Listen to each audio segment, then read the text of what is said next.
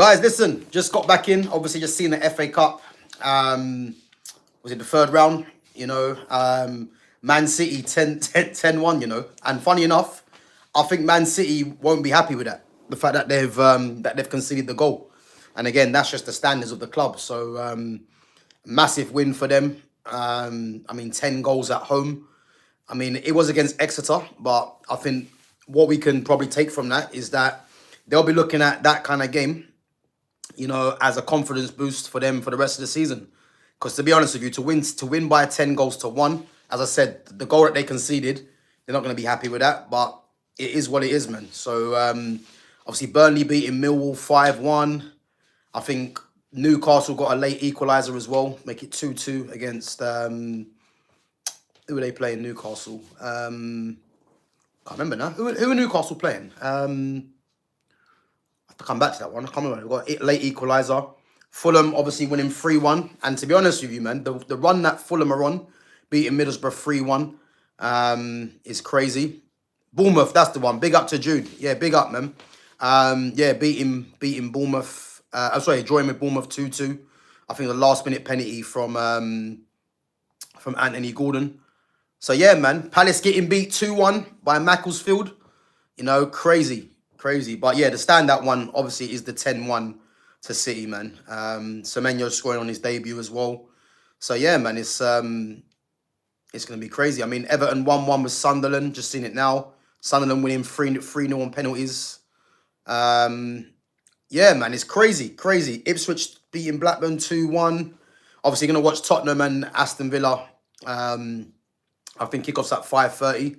So yeah, mad day. And obviously we got United tomorrow against Brighton, I believe at home, and Wolves 6-1 Shrewsbury as well. So I think tomorrow's game with United, man. I'm expecting United to. I think United should be winning this game, if I'm honest, at home. Obviously it looked likely to be Darren Fletcher's last game as well. So let's hope that he can sign off with a win, man. And let's hope that this club can start getting back onto the right track, man. That's what I hope. But listen, I want to know what your opinions are. Obviously, you guys can see on the thumbnail, 4 players that do divide opinion. Andre Onana, Jadon Sancho, Marcus Rashford, and Rasmus Hojlund. So yeah, let me know if you think that these guys have some sort of a future next season with Manchester United. Do you think Man United under a new manager, do you reckon Ineos will look at that and think to themselves they might give these players a chance? And would you give these players a chance as well? That's what I want to know. Big up to Babs One Diva each and every time.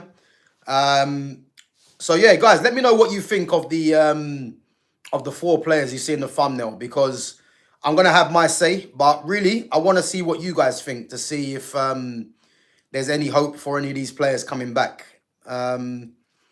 I feel that none of them should come back because it will create more tension at the club than there is already, and there already is.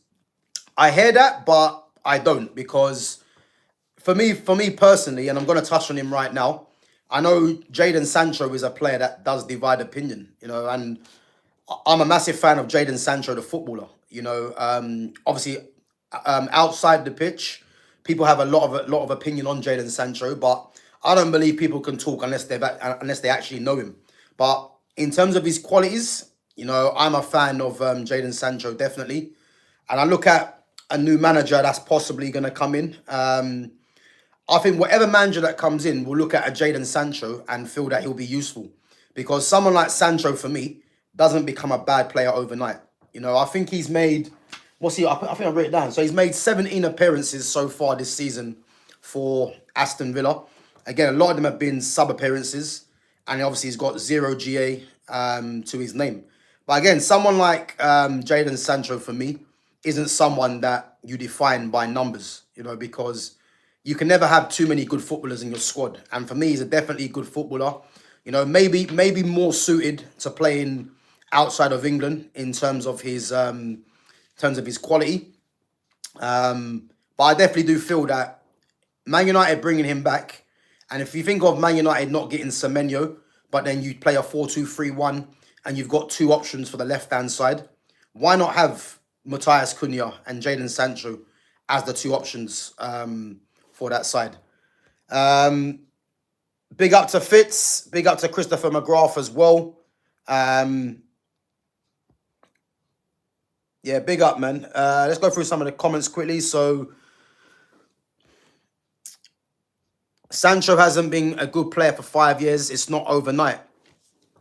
Again, I disagree with that. I disagree with that because it depends what you're kind of looking at Sancho to do. Because if you're defining Sancho by numbers, then there's a fair argument there. But I look at the qualities that he has, you know, in terms of very good at manipulating the ball, you know, very good in tight spaces with his skill and with his touch. And for me, he's a creator first as well. And Man United for me don't really have too many create first players. So I hear people that don't rate Sancho. You know, people might say, again, they might talk about his attitude, which I think is nonsense because, again, unless you know the player, it's just talk. But I look at the qualities that he has, and there's no doubting for me, if Man United have a manager like a Carrick, you know, and let's not forget as well, Carrick used Sancho when Carrick was interim last time. So I look at Carrick, even though I don't want Solskjaer, but Solskjaer's gone on record saying that, you know, he wanted to go in a different way with Manchester United and use Sancho. I look at Glasner, Xavi, De Zerbi. All these managers would use Jadon Sancho. The one stumbling block with Jadon Sancho is his wages. And for me, if Man United can come into an agreement with Sancho where he lowers his wages and he's happy with that, and the club feel that he's got something to offer, then I'm with that. I'm with Jadon Sancho coming to Manchester United, coming back to Manchester United, because Man United can't be turning down players of real quality. And as I've been saying for years, this is a club that for too long, you know, it's been too many players that, you know, are not really highly technical players. And for me, if Manchester United get back to having, you know, the best players playing in their right positions, you know, and the most technical players playing at the majority of the time, then, as I said, man, I can see at this club, in terms of on the pitch, you know, there is things starting to look forward to, you know. That's what I hope. So, big up to Fitz says, 1 or 2 could fit in due to quality, but unfortunately, I think it's too late for them. The fans will not embrace any of them coming back other than maybe Rashford. But again, I hear that, Fitz. I hear that. But as you know, man, with fans, you know, let's say, for instance, that Sancho was to come back or whoever, you know, then it's not going to take long for a lot of these fans to change their mind, you know, because fans, as we know, are very fickle, you know. And, you know, if I'm looking at all the 4, Rashford, Sancho, Onana and Rasmus Hojlund, I think out of the 4, I think Andre Onana is probably the one that the fan base would definitely not want back, you know. And again, I think the Onana one's a bit different because Onana's, 29. Lamens has been brought in, he's 24 or 20. No, sorry, he's 23, I think he might be. And again, because there's one position, it's difficult to see Onana coming back because Onana's not going to sit on the bench. And again, so his one's a bit different for me. You know, I think just going through his numbers as well, I think Onana's had 14 appearances this season, 19 goals conceded and 3 clean sheets, which again isn't great. So, but again, I just want to see your opinion to see what you guys are thinking. Because would I bring Andre Onana back? I wouldn't, because just because of what I just said. If Onana comes back, it's going to be a case of him saying to himself he wants to start. And he's definitely not going to start under the new manager, you would think. So, yeah, I think his one's a bit different. But I look at Jadon Sancho, as I said. You know, if Jadon Sancho can be part of a rotation on that left-hand side, as we said, you know, to have 2 players in Sancho and Matthias Cunha, I think that's decent. You know, I'm not going to say it's not. And again, if Man United go out and buy a left winger, you know, how much money are they going to spend really on a new left winger to compete with Cunha out on that side? Because they're probably better off just keeping Sancho, integrating him back into the team and saving the money or spending the money elsewhere. So that's where I'm kind of looking at, you know. But yeah, I hear you with the Rashford one, even though for me, I think Rashford is probably the most unlikely one to come back. And that's basically because Rashford's had his number taken away from him. So why would he come back to wear, you know, a different number when he's been given the platform at Manchester United, the number, you know, he's been given the confidence of all the managers, you know, that he's come under, apart from obviously Amarim. So I don't see Rashford coming back knowing that Cunha has his number 10, you know. And the very fact that Rashford was made number 10 in the first place is a joke in itself, you know what I mean?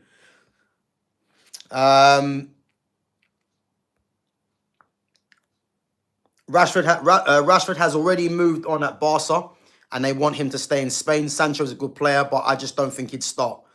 Yeah, big up, man, big up. So the Rashford one, you know, I mean, we're hearing that you know, Barcelona want to trigger not trigger, but they want to make a 30 million bid for Rashford. Part of me is still saying I don't think Barca I just don't think Barca will actually activate the option to sign Rashford, because I'm looking at Barca, and especially on that left-hand side, you know, there's probably going to be an up-and-coming player that Barca would probably like to invest more in my opinion. You know, I think, yeah, I definitely do think that they might think to themselves, you know, is it a good idea spending money on Rashford and then, you know, taking on his wages as well?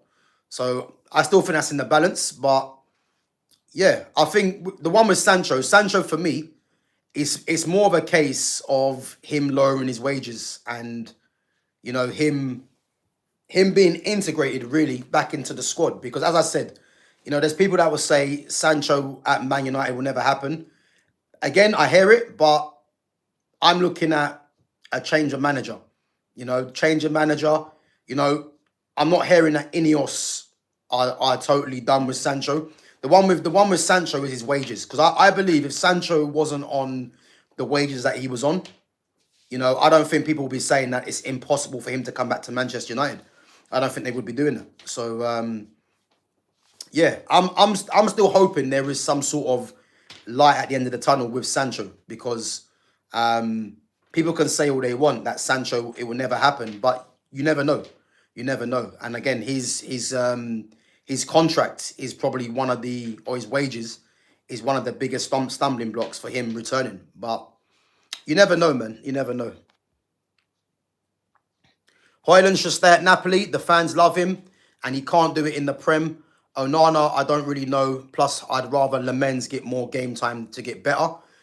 Yeah, I mean, Rasmus Hojlund, again, I'm not a fan of Rasmus Hojlund. I think Rasmus Hojlund is arguably the worst striker that Manchester United have ever had. You know, I've never rated Rasmus Hojlund. Him going to Italy, I think, what's he got? You know, I think Hojlund's had 22 appearances for Napoli, 9 goals and 3 assists. So what, 12 GA in 22 appearances, which ain't great, 22 years of age. And I think people that thinking, you know, that that Hojlund is having a good season, or, you know, or the fans love him, etc.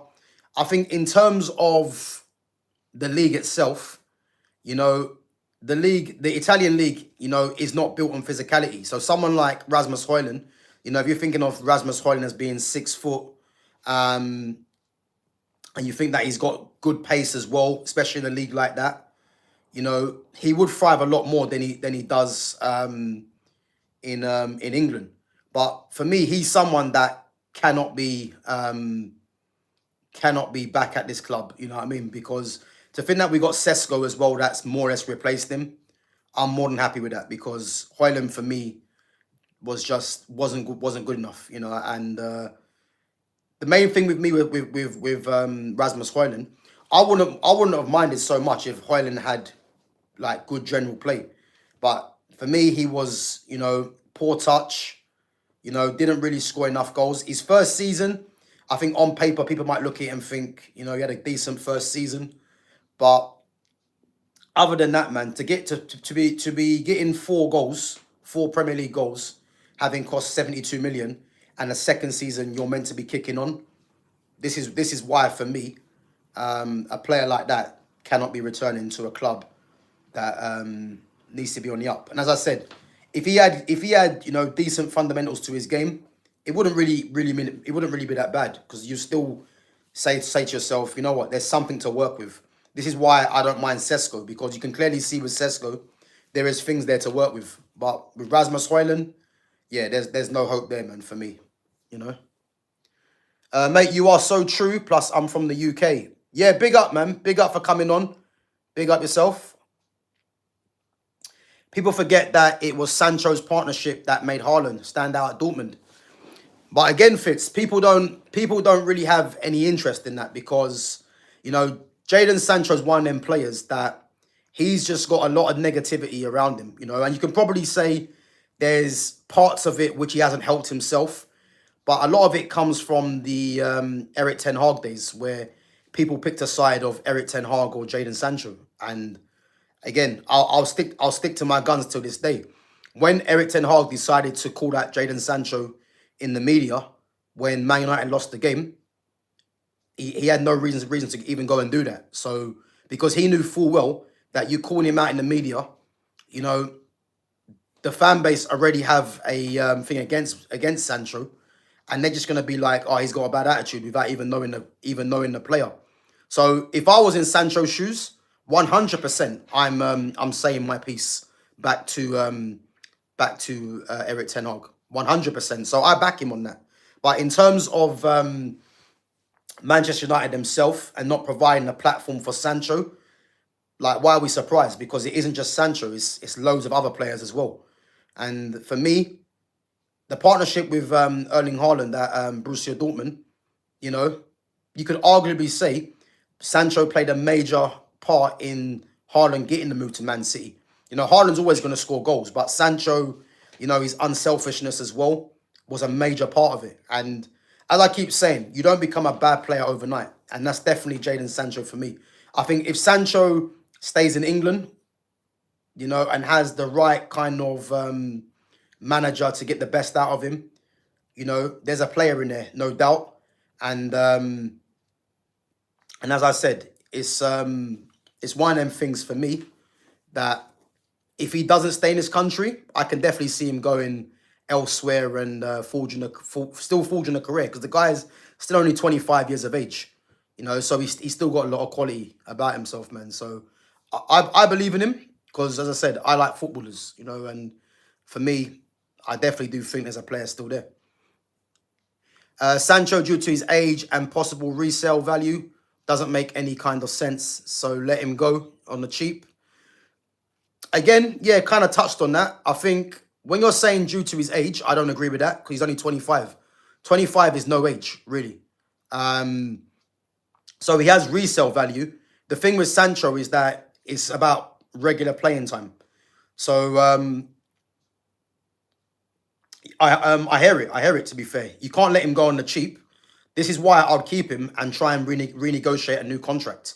I know people are going to start saying, he's falling out with the fans because he liked a Rashford tweet, etc. I think all that stuff there is just bollocks, really. I think, for me, if Man United are going to hire a new manager, as I said, Ineos are quite new into the job as well. All this other stuff, let's just put that behind and just move on. And as I said, Man United cannot be turning down players of quality, of real quality, because I'd argue this with anyone. Sancho is a player that has very high quality, and in an era of football now where it isn't too common, you can't be turning down that player of that quality, especially when you have him already. I think the main thing is, as I said, renegotiate a new contract so he's getting paid lower terms, and if he's happy with that, and again, seeing if he's happy to come back. I think that'll be the best bet for all round. It's a pointless conversation. Sancho is done at United. Well, again, it might be a pointless conversation for yourself, but not for me. For me, it's not pointless because, as I said, there's a lot of things that go into someone like a Jadon Sancho and people's preference for him wanting to stay or not stay. You know, people that want him to go, fair enough, but I've not really seen no one tell me why he shouldn't be staying, really.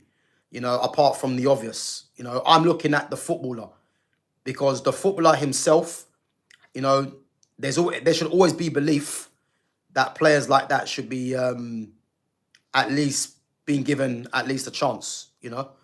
And Sancho for me is one of them. You know, I think out of all four players, he's the one for me that I would definitely, you know, persevere with. You know, Rashford, obviously Rashford on loan at Barca. I think Rashford's got what, 7 goals, 11 assists in all comps, 28 years of age.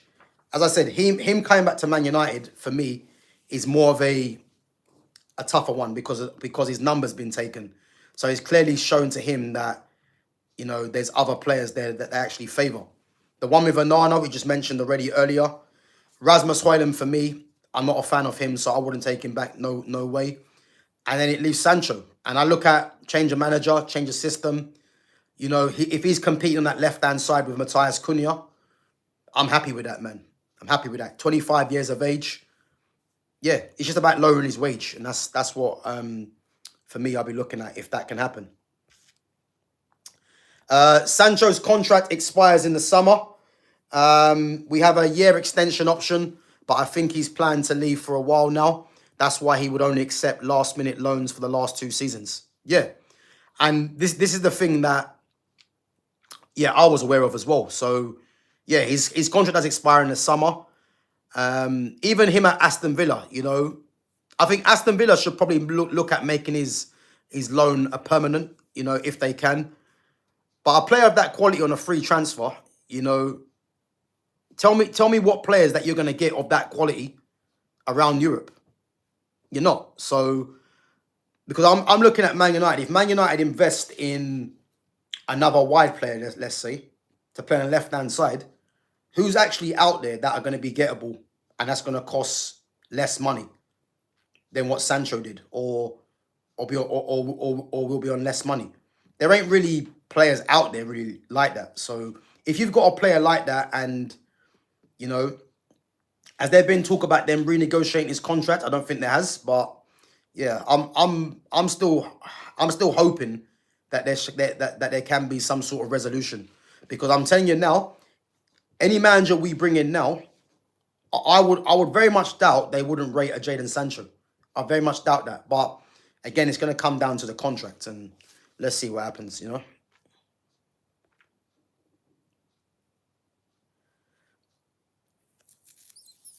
Why would Luis Enrique risk his reputation and sanity by signing for Man United? Yeah, I hear that. I hear that. But Man United still has the pull, you know, even though we have been a joke, really, over the last 10 years. But Man United still has the pull. And the fact that he hasn't signed a new contract at PSG. Me personally, I think Luis Enrique or Enzo Maresca might be the next manager of Man City. I think one of them two are gonna be replacing Pep. You know, I think one of them two. And the fact that Enrique wants a new challenge, you know, I've just got a feeling he could be replacing Pep if Pep doesn't stay on. Or who knows, man? They could be replacing Arteta once Arteta fails this season. You never know. But I definitely do think Luis Enrique to Man United is something that, you know, I mean, as a Man United fan, you have to be excited. Do I think it happens? No. But he's one of the names that have been mentioned purely because he hasn't signed a new contract. But again, when people say about risking his reputation, I don't believe his reputation will be risked by coming to Man United, because there's no part of me that's going to start saying Enrique's a bad manager if it wasn't to work out Man United. You know what I mean? So I just think that, you know, rather than being negative, you know, the positive was sacking Ruben Amorim. So yeah, I want to stick to being positive with whatever appointment comes in, you know, because the names that have been mentioned, you know, the likes of De Zerbi, the likes of Glasner, Xavi, Zidane, Who else was there? Yeah, those kind of names. I think you have to be happy with those appointments, whether it happens or not. So yeah, it is what it is, man. Rafael Leao would sign for Barca. You know what? Yeah, what I would say about Rafael Leao is that if Barca were to sign Rafael Leao, they might as well just sign Marcus Rashford, because Marcus Rashford and Rafael Leao are very similar, really. And if you're thinking that Rashford can be bought for 30 mil, Leao's going to cost a lot more money from AC Milan. So if they was to go for Leao, they might as well just sign Rashford, really. So the Leao one, I can't see happening, really. I can't see that happening, if I'm honest, you know.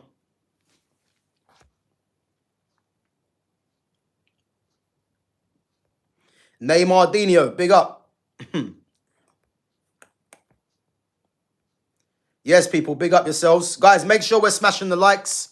Make sure we're subbing to the channel as well. Fitz says, I can see Sancho playing in Italy next year and doing very well for himself.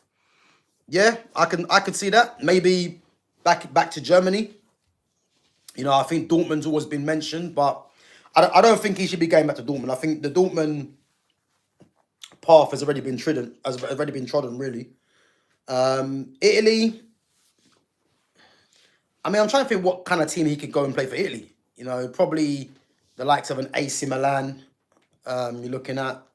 I don't think I'm not sure if he will suit the Inter system, because I'm trying to think where he would play. Juventus, again, they've got Kenan Yildiz. They've got what's his name, Francisco Conceição. But yeah, listen, Sancho, a player of his quality, for me, can go and play for most teams. You know, I'm always going to stick to that belief, because he's a top quality player, man. It's just that, you know, it hasn't really worked out in a way that he would have hoped. But again, man, there's still time, man. He's still 25, you know, and all it takes really is for him to find his footing, if it's not at Man United, but somewhere else, and you know, just put some performances together, and then, you know, people's opinion on Sancho will change. But I think it's too easy for people to be criticizing Sancho based off of other people's opinions. You know what I mean? Because a lot of people are saying he's got a bad attitude, but a lot of these people are sitting from, you know, from their armchairs at home, just chatting rubbish. When people say he's got a bad attitude, I'd like to know why they're saying he's got a bad attitude. What do they actually know, or what have they seen from him to actually think that? Because these people don't even know Sancho, but yet they're having an opinion on his attitude. Like, it's odd for me, you know. But I, as someone who has been watching United for 62 years, I certainly would not take the woman beater Greenwood back. I also have to say, though, I do not want Marcus back when he was in Belfast. Great. I'll be honest with you, yeah. It don't matter if you've been watching United for 62 years. Like you could be watching Man United for 62 years, but be quite clueless. Again, but I'm not saying you are clueless, but you watching them for 62 years means nothing. And a day, you have an opinion just like everyone else. And if you don't want to bring back Rashford or Greenwood or whatever, that's just your opinion. But I like to look at things a bit differently, you know. I know people have their opinions on Mason Greenwood. Mason Greenwood, the footballer, I would love to have back at Manchester United, but it's one of them things where it's unlikely to happen because there's just too much fanfare around it. Marcus Rashford, again, I've already mentioned about Rashford. You know, the fact that he's had his number taken off him, yeah, it's unlikely that he's going to return to Manchester United. So again, Man United's best bet with Rashford is to cash in on him. The Greenwood one's different because me, as a manager, you know, again, you can't have too many top footballers, and Mason Greenwood is a top footballer. So that's what I'm concentrating on, the football. All the other stuff, you know, they're irrelevant for me. You know, I think it's people just doing too much. And the fact that Greenwood's still with his girlfriend, it's kind of a slap in the face to people that were trying to get onto Greenwood in the first place, really. So let's cut the nonsense and just stick with the football. That's literally all it is. I'm not really here to be saying about Greenwood, etc., and what Richard has said. You know, I'm here for Marcus Rashford, for Mason Greenwood, the footballer, and there's no doubt in that. Mason Greenwood, the footballer, should always have a place at Manchester United. But as we know, with the way things are in this day, in this era, you know, it's unlikely to happen. So it is what it is. I have respect for what Gav's trying to do here on his channel, but he's still getting the banter as it keeps us all on our toes, bro. Yeah, listen, man. Listen, people might think it's banter, whatever, man. I have my opinion, and I'm confident in my opinion, man. Like, it is what it is. Sancho is a wanker, should never have been at our club. Again, Richard, why is Sancho a wanker in your opinion? Because do you know him personally to be saying he's a wanker? You know, what's he done to you? Let us know, man. Let us know. Big up to Foxy Danny as well. I think Ineos told Amrim that Sancho has to go with a few more. No point in loaning Sancho this season. Other than that, Sancho fell out with Ten Hag. Amarim just continued it. Must be a reason, innit? Yeah, I hear it, but Ineos are the same. Well, Jim Ratcliffe is the same one that said to us that, that Amarim should get 3 years. And look what happened. So, yeah, take that with a pinch of salt, really. But as I said, if Sancho leaves Manchester United, it is what it is. I'm just of the opinion that when you've got top footballers, you know, we shouldn't be giving up top footballers. That's just my opinion, you know. But look, if they said that if they couldn't come to an agreement and Sancho doesn't want to come back, fair enough. It is what it is. You know, I'm not going to be sitting there and saying otherwise. But I'm just looking at this. I'm looking at the side of it of him as a top footballer. You know, we can't be passing up opportunities on top footballers. That's just my opinion. You know. Let's see.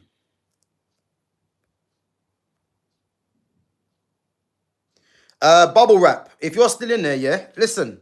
You've all of your comments on here. Like this is my channel, yeah. If you don't agree with my opinion, then it is what it is. But stop trying to come on there and trying to tell me what it is, because you ain't got no clue on what it is. You're just trying to force your opinion on my channel. And at the day, if a channel's not for you, you know, then don't watch. I couldn't give a damn. Like, you can, if you don't rate Sancho, that's your opinion. But you're talking like you've got like an inside scoop on it. You ain't got no inside scoop on it. And a day, like, if you don't rate Sancho, that's up to you, man. But I'm telling you that I rate him. Yeah. I'm telling you that there could be a possibility. And if Sancho goes, he goes. It's as simple as that. I'm not going to start complaining. It is what it is. But you're talking on there like you know it. And you don't. So, again, man, if you don't want to be on there, you're not forced to be on there. It's that simple.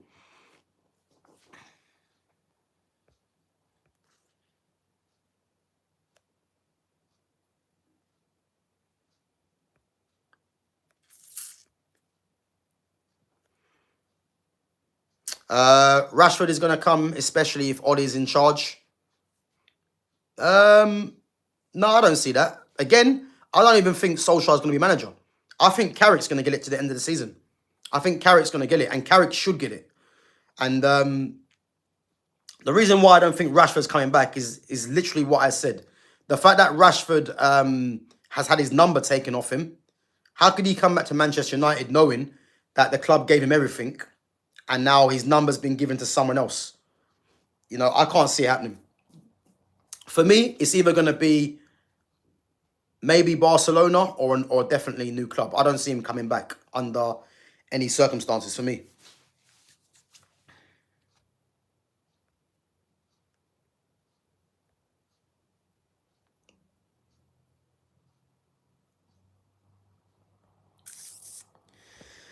Richard Hawkins, the 62-year-old, says, "Got to go. You children can discuss the club which you know nothing about among yourselves. Stay safe." And again, guys, this is what we're getting. We're getting someone called Richard Hawkins, yeah, from 1958. Because he's watched the club for 62 years, he now thinks he can try and police people in what to think. You know what I mean? You know what I mean? These are the kind of people you get. You know what I mean? It's one of them things where you have to laugh, man, because and a day, if you don't rate a player, then you don't rate a player. But don't come in there and try and police opinions. You know what I mean? Because you always leave yourself open to debate, man. And as I said, you could not like Sancho, but the very first thing I see is that you mentioned that you've been watching Man United for 62 years, and the facts are no one gives a shit about that. It's that simple. No one cares about that. Like, end of the day, it's your opinion, and if you don't rate him, that's up to you, man. But don't come in there and try and control the chat and try and tell us what to think, because it's not that, man. It's definitely not that.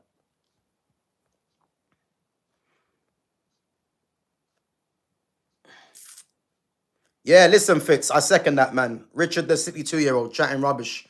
Richard's been watching too much of that other channel, man. You know who it is, and trying to force his opinion on us. You know what I mean? The very fact that he said he's 62 just says it all.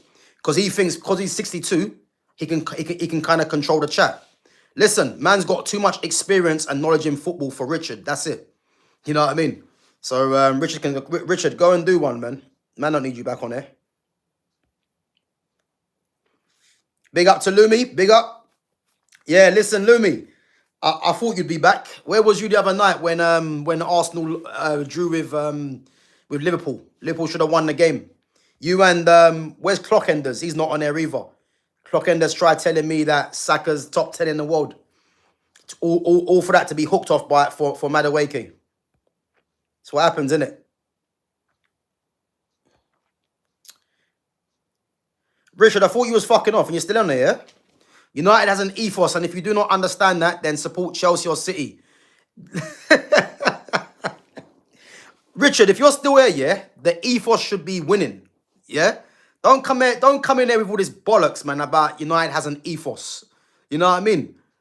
Don't come in there with all this nonsense, man. United has an ethos. When you probably one of the ones that wanted Conor Gallagher at the club. I guarantee you was one of them ones that wanted Conor Gallagher. I guarantee you was one of them ones that still wanted Rasmus Hojlund and Garnacho. And now you're trying to tell me about ethos. Yeah, get out of here, man. Don't come in there with ethos talk like you know better. Gav, worst take I've ever heard you say. Yeah? So again, I'm not going to read it out yet because that's not what I said. So if anyone wants to revert back to what Richard Hawkins said, I didn't mention nothing about that. Yeah? And again, people that are coming out here and trying to do the most, yeah?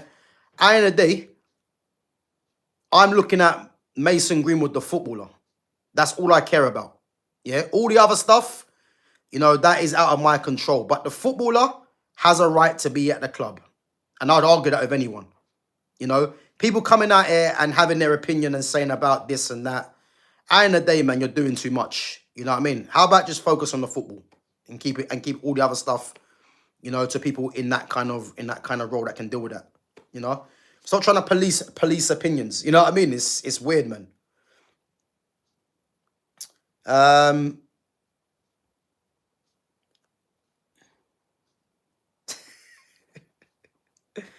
Yeah, man, listen.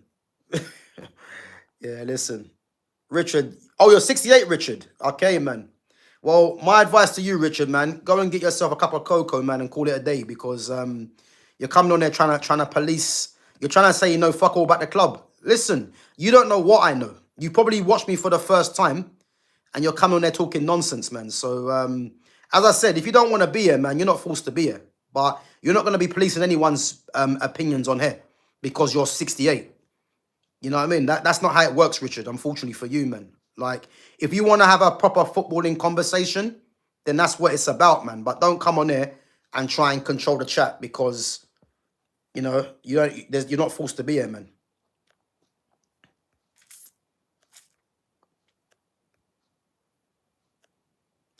Palace got spanked. Yeah, they got beat 2-1, man, by Macclesfield. It's poor. It is poor. So you're not doing enough football is more than just the game, but cool, you're okay with it. Says more about you than anyone else. This was a good thing to watch. Ciao. Yeah, so R. Smithies just ran off, chatting rubbish, ran off. It's what people do, guys, unfortunately. Yeah, they say something, and then because they know they're chatting rubbish and they don't want to hear the comeback, they just run off. You see what I mean? These are the kind of people you got on YouTube, man. Absolute clowns. Like R. Smithy, you know what I mean? Probably like 10. Good evening. Richard said United had an ethos. What's free ethos? How to become the biggest joke in the league. Yeah, Richard's just trying to use his age and big words to try and make it sound like he knows what he's talking about. The reality is, you know, he's just an armchair fan, man. You know, with his hot chocolate, just chatting rubbish, man. That's all it is, man. There's too many of them on this platform, unfortunately. You know, man's not here for people like Richard, man, who can't even construct a good conversation rather than just trying to bully people's opinions. I'm not really here for that. I'm here for proper footballing chat. If you don't rate Sancho, I hear it. Like, that's your opinion. But don't come in here and try and dictate the chat with nonsense. Because, as I said, man, we're not here for that rubbish.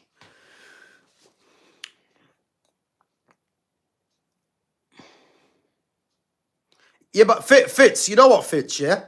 I'm glad you actually said that. Because this is where I was gonna go with Richard. Yeah? I can sense Richard was about that. He's 68, so again, not saying there's nothing wrong with being 68, but he's probably from that era, yeah, of you know exactly what I'm saying.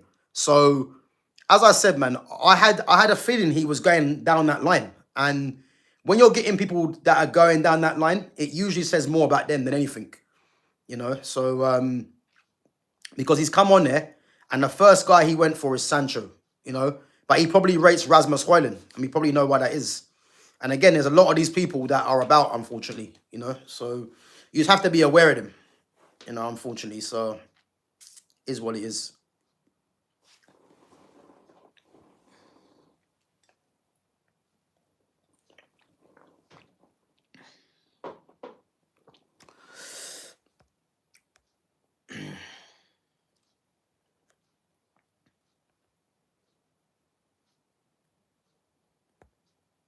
Let's time you up. Ain't got time for that rubbish.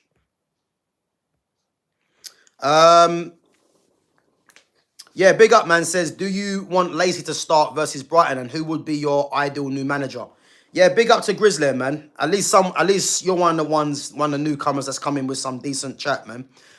Do I want Lacey to start against Brighton? I would like Lacey to start. As I said, man, Lacey for me needs to be a regular part of the first team squad because he's got quality. You can tell.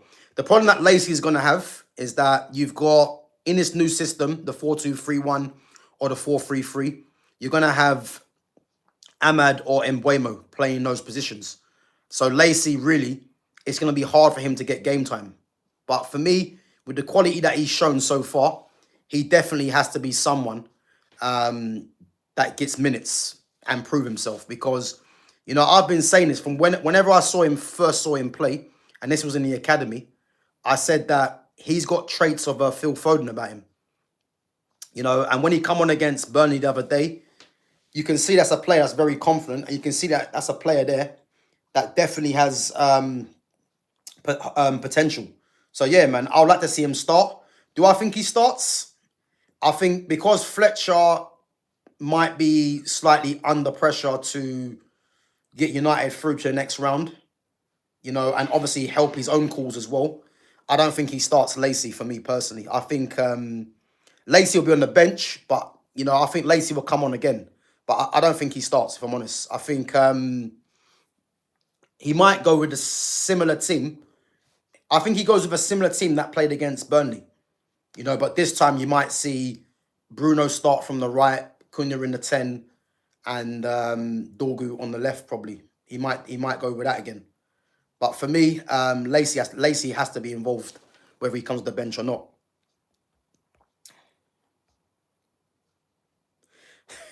Bro, there you have it, man. Big up Fitz. Guys like him wanted Shearer ahead of Cole and Wright back in the day. You're damn right. You're damn right. Damn right. He's probably one of them guys as well, yeah, that would prefer Ugarte to Fred.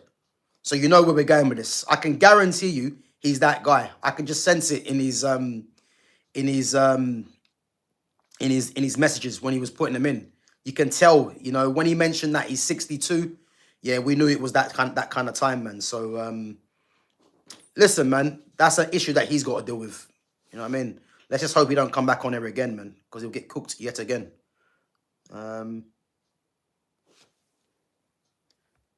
So who's my ideal manager? Again, my ideal manager has always been Zidane, you know. But what I would say, yeah, it depends, and this goes for a lot of fans, Man United fans, yeah. It depends what type of football you want to play, because if you want a manager to come in that's got a entertaining style of play, you know, and that wants to play the best technical players, then you're looking at a Xavi, a Roberto De Zerbi. If you want a pragmatic manager, you're looking at a Zidane, a Glasner, I would say as well. I'm trying to think what's in there. Yeah, so it depends what you want. I mean, I want to see the best players play, and I want to see some good football, because I've just been so bored of seeing Man United, you know, under Ten Hag, under Amorim lately, and the football's just been boring as anything, and they've been playing the wrong players. So the Xavis, the De Zerbis, we know we're going to get good football.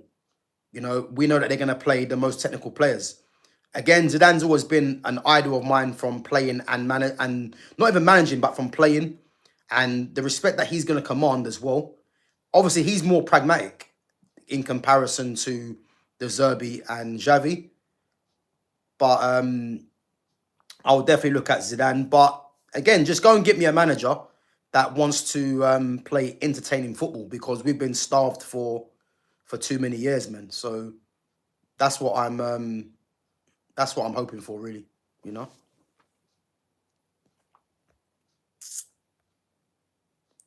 Man City versus Exeter was a blow. 10-1. Yeah, crazy. 10-1. Big up to Ahmed, says, Richard is one of them guys who said Ratcliffe is the guy for United because he's born there and is a United fan. Now they want new owners, but they've rejected the brown guy from Qatar. Big up to Ahmed, man. Ahmed, you've hit the nail on the head. We all know what kind of guy Richard was, man. You know, we all know what kind of guy Richard is. Richard's probably one of them guys that will have white sugar rather than brown sugar. You know what I mean? If you know what I mean. So yeah, we know what he's on, man. On that point, if Ahmad is benched, it is a huge waste for me. Yeah, I hear it, but that's why I wanna see the 4-2-3-1, because if you play the 4-2-3-1, you know, you could get Ahmad and Mbeumo into the team, because Ahmad can play as a 10, you know, and Ahmad is a natural number 10, but he's played so much of his career out wide for Man United. You know, I wouldn't blame people looking at him as a wide player now.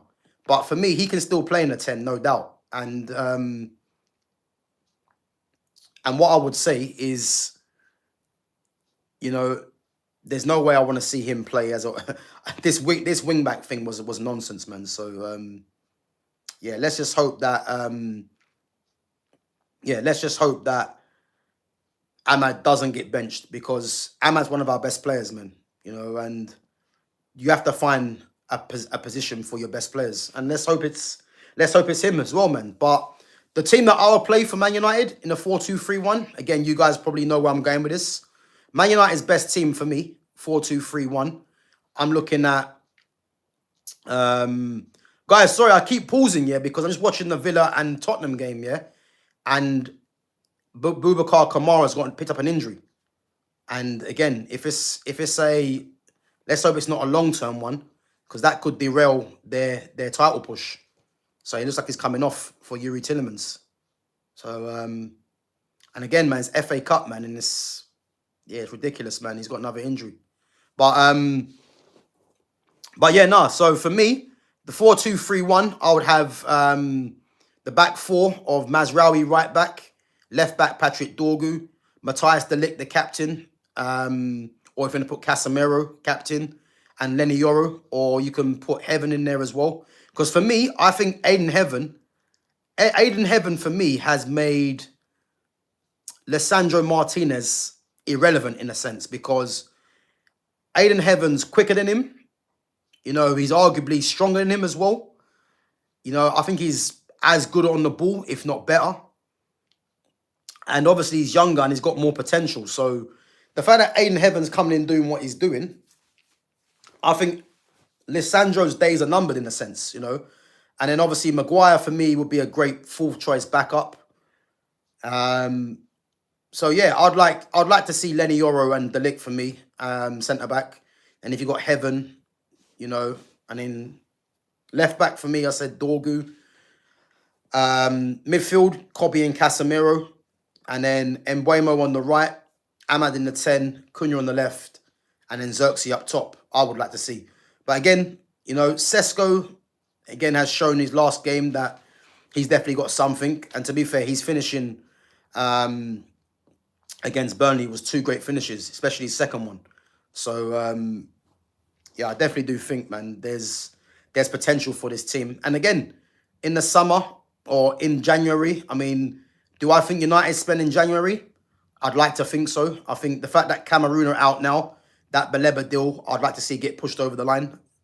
And then in the summer, if you go and get an Adam Wharton, listen, imagine having Adam Wharton in this midfield with Baleba, Kobe, and pushing through some of the other youngsters. You know what I mean? So that's what I'd like to see, man. You know, but we have to wait and see because we're not sure what Ineos are going to do. But the one positive they've done, which was sack Amorim, and it was about time, you know.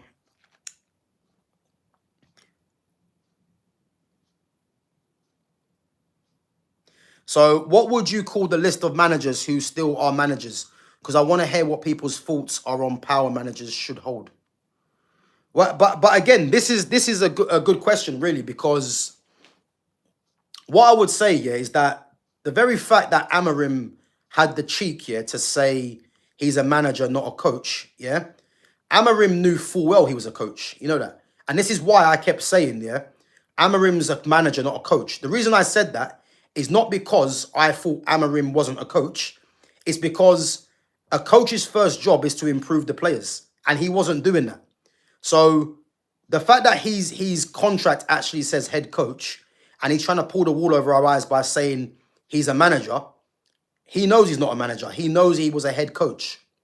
Like everyone knows he was a coach because otherwise, why would Man United have brought him in if he wasn't a head coach? Because as bad as Ten Hag was, you know, we was under the impression that Amorim was coming in as a coach to coach these players. And when he very clearly couldn't do that, that's why I started saying he's a manager, not a coach. But then him coming out in the press conference and saying he's a manager, not a coach, he knew full well he's a coach. But he knows he's failed at his job. So again, don't be fooled by some of the things that he was saying or by some of the fans that are trying to pull the wool over your eyes. You know, there's no one else going to tell me he wasn't a coach. He was clearly a coach coming in. And again, the model that a lot of these clubs are using are head coaches. You know, the manager term is outdated, whether people like it or not. You're not going to get many managers in world football being called managers. A lot of them are called head coaches. It's because their job is to coach. You know what I mean? It's just a model that a lot of these clubs are using in this era now. So the fact that he had the cheek to come out and say that he's a manager, not a coach, it's just him just trying to pull the wool over our eyes. You know what I mean? So yeah, man, he's just trying to be clever, which obviously he won't.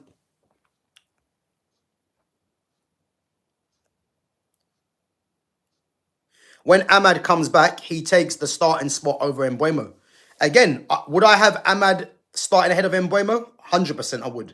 But I think the fact that Mbeumo has goals in his game, you know, it might be a case where whoever comes in charge might look at that. But for me, if it's a case where Ahmad's not going to play in the 10, Ahmad can't be on the bench. He needs to be starting on that right. But I think if we're being honest, it's looking like Mbeumo probably would start, and that's because he's a new signing and because he gets numbers. But this is why I'm saying if you want to play both of them, then 4-2-3-1, getting Ahmad in that 10 will be crucial for me. And again, there's a lot of people that think that Ahmad can't be playing as a 10, and I don't understand why. He's a natural number 10. You know, if you're worried about him working back, he's tenacious, you know, and he's got the quality to create and to score goals as well. So I don't understand people that don't want to see Ahmad in the 10, because for me, he's a natural number 10. And if I was to see Ahmad in the 10, then I'll be more confident that this club is trying to go, you know, in a positive direction. But I'm excited because there's players now coming back from AFCON, the likes of Mbeumo. Obviously, Ahmad's still out there. Mazraoui's still out there. But the team selection is going to be interesting to see what happens. You know, so that's what I'm looking forward to see what whoever's in charge, what they do. I'm hoping after this game against Brighton, it's Michael Carrick to the end of the season. I would like Xavi personally, but again, Xavi's not going to come to Man United on an interim basis, because Xavi would want to know that he's going to be getting the job permanently.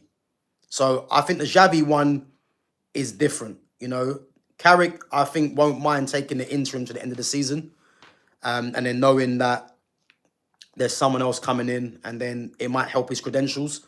But I think Xavi's different because Xavi's managed Barcelona. Xavi's not going to come in on no interim basis for me. So let's see what happens. I'll take Ahmad rotating into the squad in the correct positions before watching him a wing back. I hear it. I mean, the wing back thing was an absolute disgrace for so many reasons, which we've already spoken about before. But Ahmad has to be playing for me. He has to be playing. That's all I hope. Amarim left the happy man with 10 mil in his pockets. 15, my guy. 15 mil we left with. Yeah, 15 mil. Bro, are you a celebrity? Boy, I don't know, man. What celebrity you think I am? But big up, man. Big up. Big up to Zoe Harmon. Big up yourself. Big up. Guys, make sure we're smashing the like button and make sure we're subbing to the channel as well. Make sure you share the channel on all your platforms as well, guys. Big up. Heaven doesn't have the passing range and the vision of Lisandro. You know what? I think Lisandro's... I think his passing range is slightly overrated, if I'm honest with you.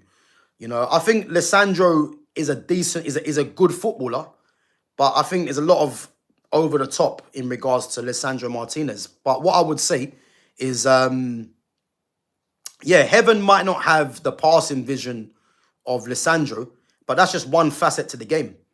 Because in terms of a defender, I think Heaven, as I said before, Heaven's quicker than him. He's stronger than him. I think on the ball, he's just as good as him, if not better. You know, in terms of being pulled out to the wide areas, I'd much more be confident of Heaven because he's got the physicality for that role.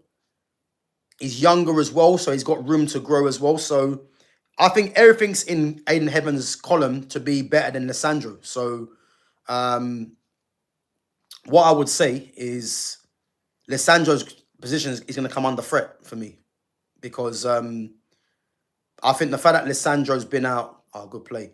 The fact that Lisandro's been out of action for a little while and he has come back, I do think that, I do think that his need isn't that great as it probably once was before. Because I think people were looking at Lisandro because he was a good footballer.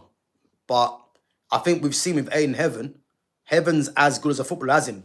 And the fact that Heaven's left-footed just like Lisandro, the need for Lisandro for me ain't really there, you know?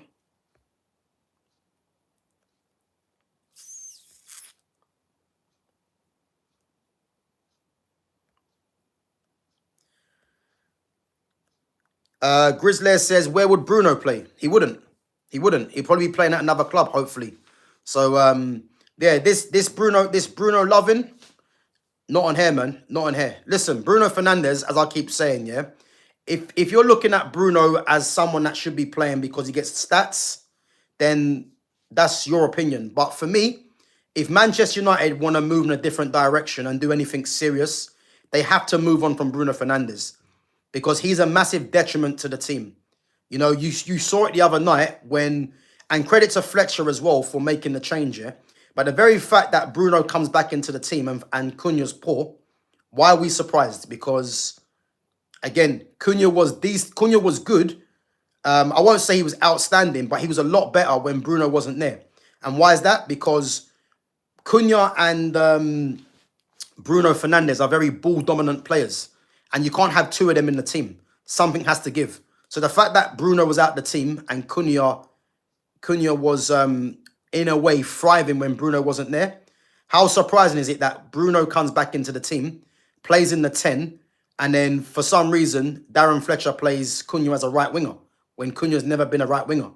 And in credit to him, he changes it and puts Bruno on the right, Cunha in the 10. And that's why I rated Fletcher, because I didn't think Fletcher would do that. But to start off with Cunha on the right wing was poor. And there was no surprising why Cunha was poor in the game. You know, so this Bruno Fernandes needs to die, really. Let's just hope Bruno goes to Saudi in this month. But if not, he definitely has to go into the season. Because this club ain't going to do anything until he's gone. And to be honest with you, I don't really care how you feel about it either. Like, if you don't think that's true, then that's up to you, man.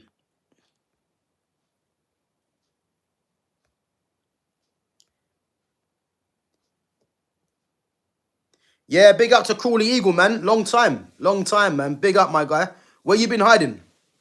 Where you been hiding? Thought I'd show my face. Oh, I thought you meant your actual face on your profile picture, man. But yeah, big up, man. Big up. Big up to Niche fan. Bruno is an 8. He's never been a 10. Exactly. Exactly. The amount of people that think Bruno's a 10 is laughable. You know, and I'll keep saying this, yeah? Because you can play in the number 10 position, it doesn't mean that you're a number 10. Yeah? Because the number 10 has always been the go-to guy. It's always been your most technical player.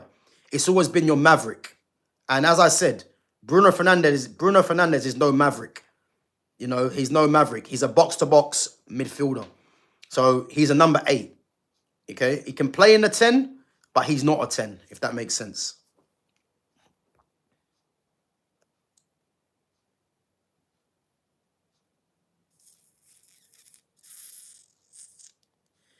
Yo, thanks for the advice you gave me the other day. It helped. I got into a club. Bro, I'm not sure. I can't actually remember, man. I do so much streaming, man. I can't remember. Enlighten me, man, on what was said, because I actually forgot. But big up, man.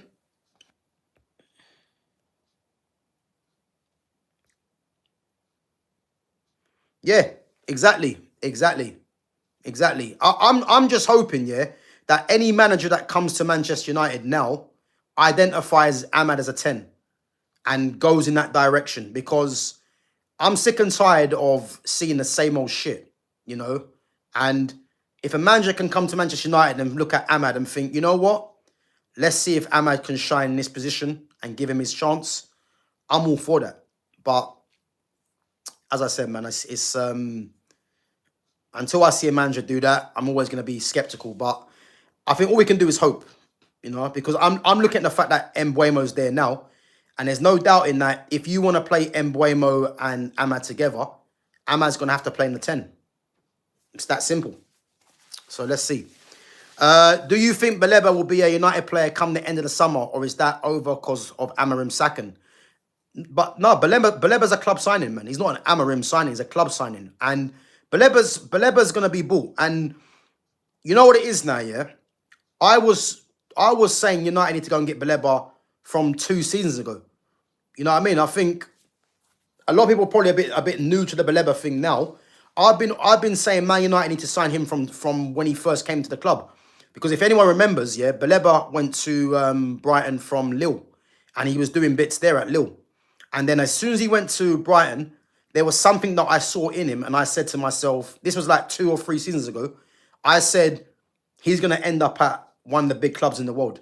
Because there's something about him. And if you look at the production line of Brighton, Basuma, Caicedo, Alexis McAllister, you know, all these guys are playing for bigger clubs than Brighton. And I said that he's the next one. So Baleba's definitely going to come to Manchester United. He is. Hopefully it's in this window, but if not, it'll be a summer.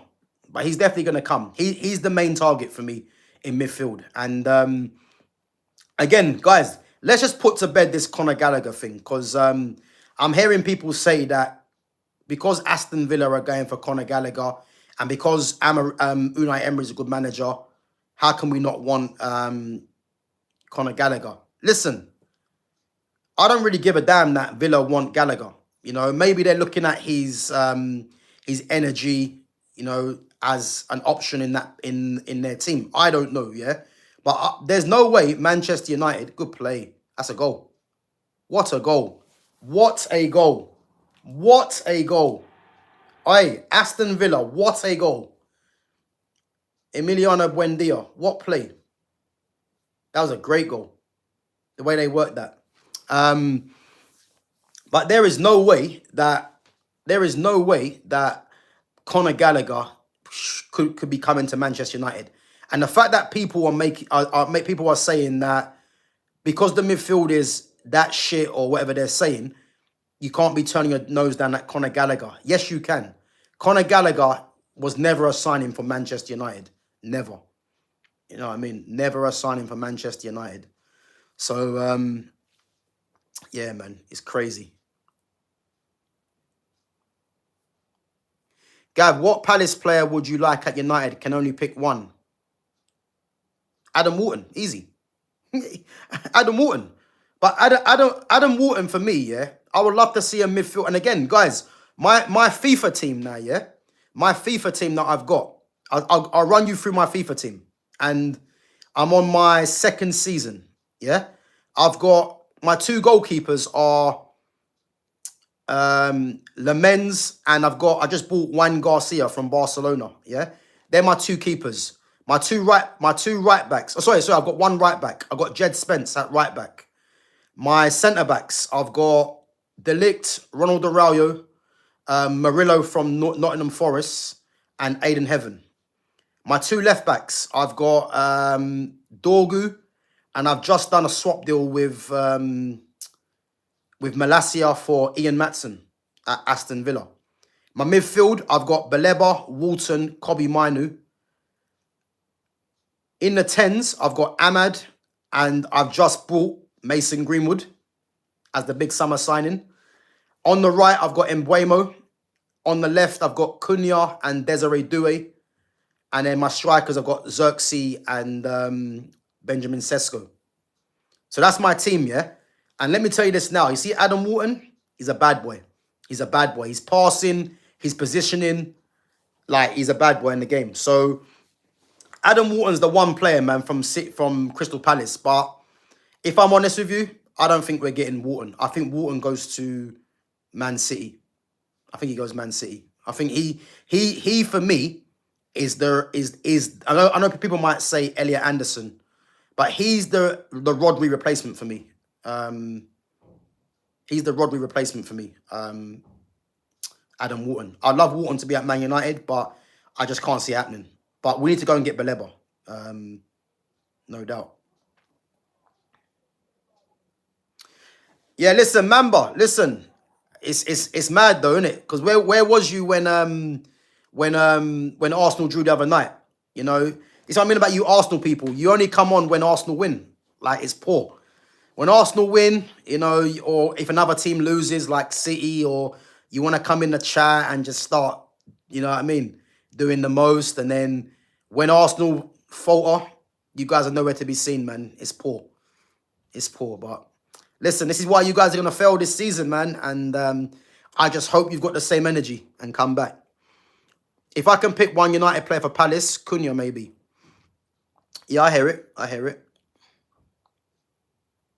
You should have never got rid of Ruben Amorim. Rookie mistake. Listen, it's the best thing United have done. It took too long, you know.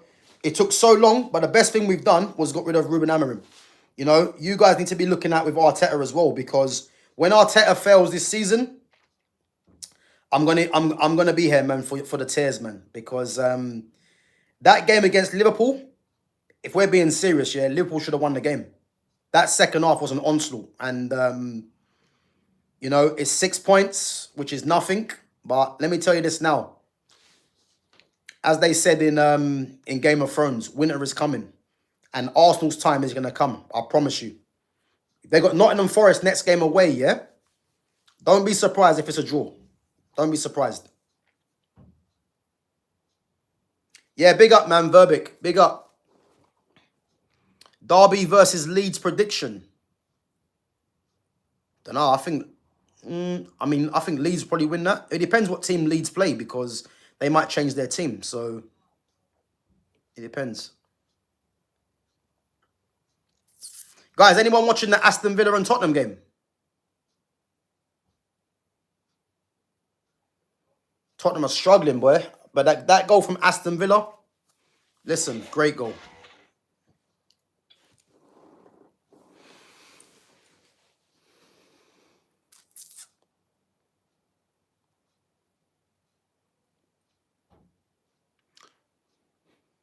Guys, do you reckon Thomas Frank will get sacked anytime soon? Ben Davies back in the team as well, you know. Man like Ben Davies.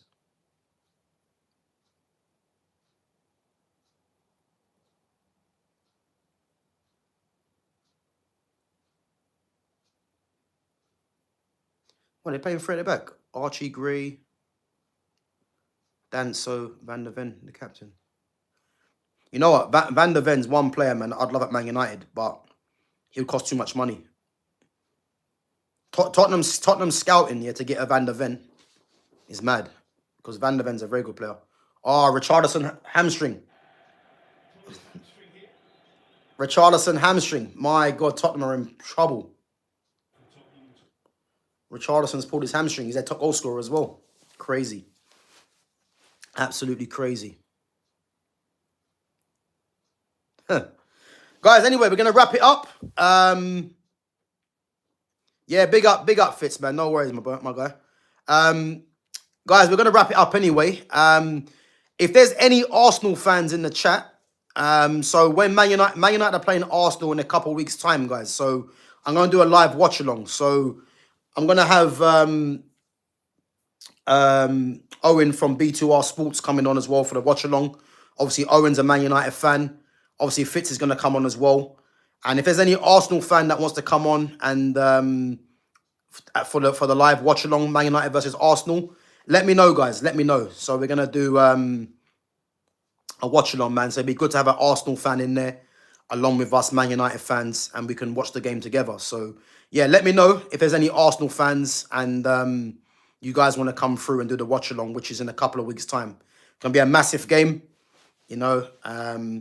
And I got a feeling we're going to take some points off of Arsenal. So let's see what happens. But yeah, if any of you guys, Arsenal fans, want to jump on the stream and do a live watch along, then yeah, let me know. And as always, I'll hook it up, man. So, but yeah, big up to everyone coming through.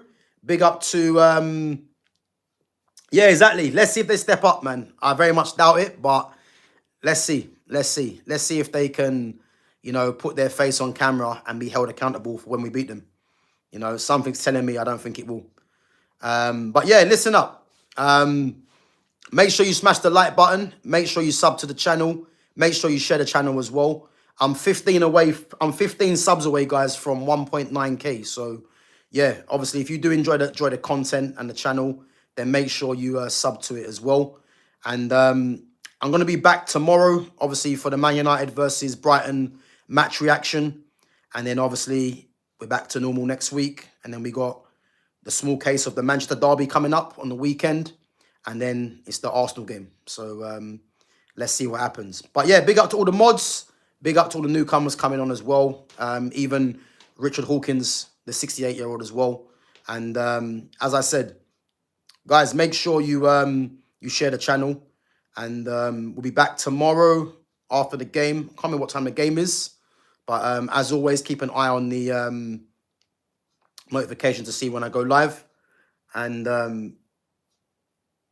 Arsenal versus Man United, and it's live. Yeah, listen, next couple of weeks. So I'm gonna do a live watch along. So yeah, if you guys want to, if any Arsenal fans out there want to jump on the stream and do the watch along with myself, Fitz, and with Owen as well from B2R Sport, then yeah, let me know and we'll hook it up. But other than that, guys, have a great weekend and I'll catch you guys tomorrow. Take it easy.